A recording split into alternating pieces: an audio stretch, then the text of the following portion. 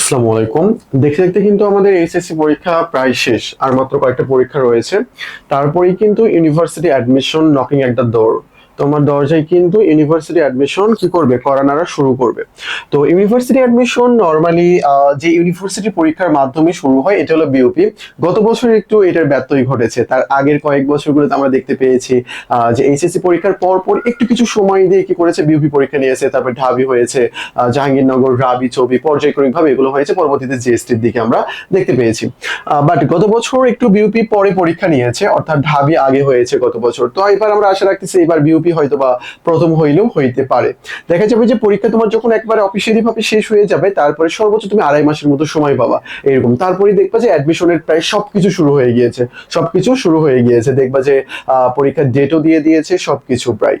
আচ্ছা, যাই হয়ে যাক, আমরা একটু দেখি। তো আজকে আমরা বাংলা নিয়ে আলোচনা করব। বাংলা। তো ইউনিভার্সিটি অ্যাডমিশনে সবচেয়ে বড় টার্ম কাট কোনটা জানো?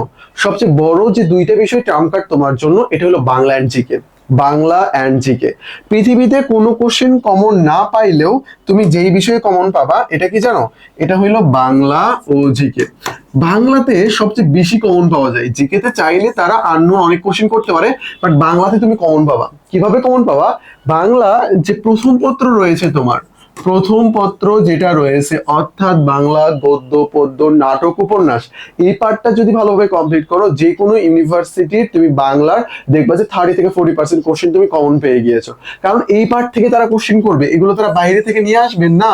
তারা ওই গল্প, নাটক, উপন্যাসের মধ্য থেকে তারা কি করবে, কবিতার মধ্য থেকে তারা কোশ্চেন করবে। তো এই ক্ষেত্রে বাংলা কিন্তু অনেক বড় একটা ট্রাম্প কার্ড, যেটা দিয়ে তুমি তোমার পজিশনকে সামনের দিকে নিয়ে যাবা, সামনের দিকে নিয়ে যাবা।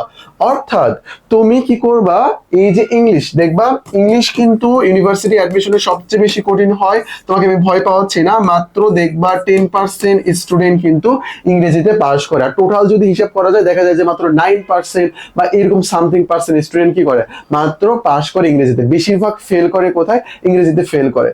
কিন্তু দেখবা এই যে বাংলা, জিকে, এগুলোতে যারা বেশি পাইছে, ইংলিশে কোনো রকম পাস করছে, তাদেরও ভালো পজিশন হয়ে যায়, তাদেরও ভালো পজিশন হয়ে যায়। এখন সাবজেক্ট কন্ডিশন যদি থাকে, সেই অনুযায়ী সে সাবজেক্ট পাবে, সেই অনুযায়ী সে সাবজেক্ট পাবে।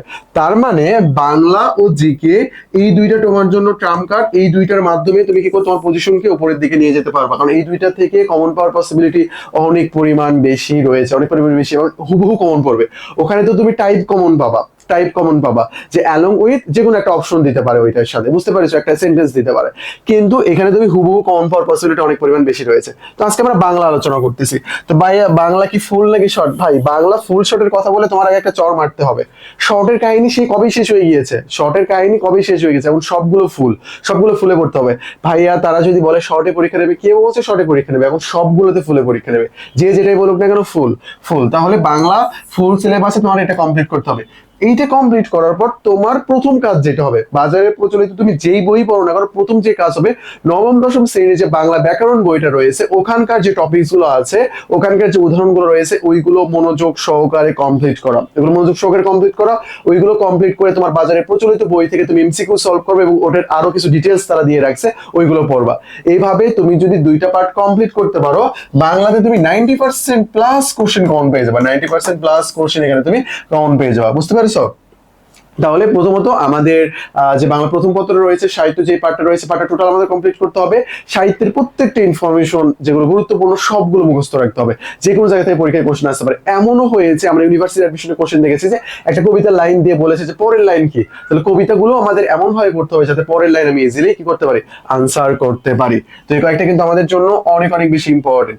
তাহলে এই বাংলার প্রথম পত্র যেটা ভালোভাবে কমপ্লিট করব, তারপরে নবম দশম শ্রেণীর যে কি রয়েছে, তোমাদের পুরাতন যে বইটা রয়েছে নবম দশম শ্রেণীর 19-এর, বিশেষ করে এটার বাংলা দ্বিতীয় ভালোভাবে পড়ে নেব, এটার বাংলা দ্বিতীয় ভালোভাবে পড়ে নিব।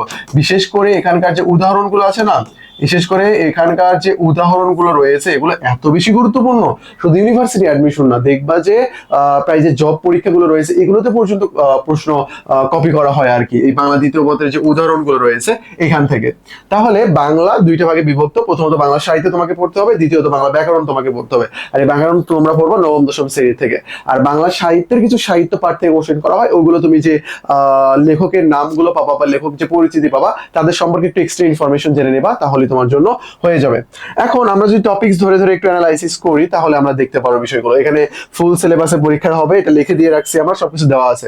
লেখক পরিচিতি, গল্প, কবিতা, নাটক, উপন্যাস যা রয়েছে, এটাতে সংখ্যাবাচক তথ্য রয়েছে, যা রয়েছে সব ভালোভাবে তোমরা পড়ে নিবা। বাংলা দ্বিতীয় পত্র দেখো যে আইটেমস গুলো থেকে পরীক্ষায় আসে, আমি বলবো যে তোমরা এখানকার 10টা আইটেমসই ভালোভাবে কমপ্লিট করবা। দেখো প্রথমত তুমি যে কোনো একটা ইউনিভার্সিটিকে টার্গেট করে নেবা। ধরো তোমার টার্গেট প্রথমত চবি অথবা রাবি অথবা বিউপি, যেটাই হবে না, ওই ইউনিভার্সিটির লাস্ট অর্থাৎ প্রিভিয়াস 10 ইয়ার কোশ্চেন যেটা রয়েছে এই কোশ্চেন গুলো কি করবা, অ্যানালাইসিস করবা। এই কোশ্চেন গুলো অ্যানালাইসিস করে টপিকস খুঁজে বের করবা যে কোন কোন টপিকস থেকে কি করা হয়েছে, কোশ্চেন করা হয়েছে। এই টপিকস গুলো খুঁজে বের করে ওই টপিকস গুলো তুমি কি করবা, সলভ করা শুরু করবা।